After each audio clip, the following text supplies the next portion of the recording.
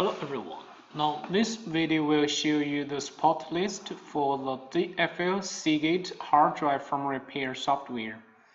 Okay, we have entered the Seagate firmware repair software and we can check the two big families supported by the Seagate firmware repair software. That is the old drives, Seagate old drives. We select the Barracuda 7 to 10. And also the new Seagate drives, we select the Barracuda F3. So this is T-prompt and this is F3 T-prompt drives. And for these old drives, let's check the families supported. We just get the family list, so we don't connect any drives now, just wish to check the support list. Okay.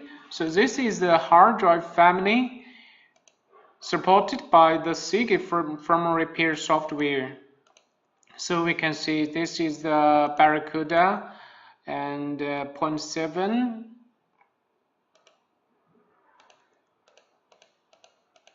0.10, 9, 8. So all these belong to the Seagate old drives. And also it's level T, it's T-prompt.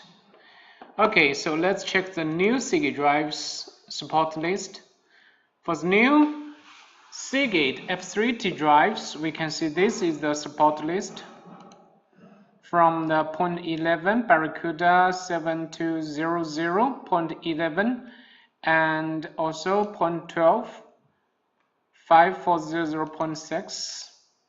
We can see these are very common Seagate old drives for the F3T drives, okay, F3T prompt drives. And also there are also newer Seagate F3T drives.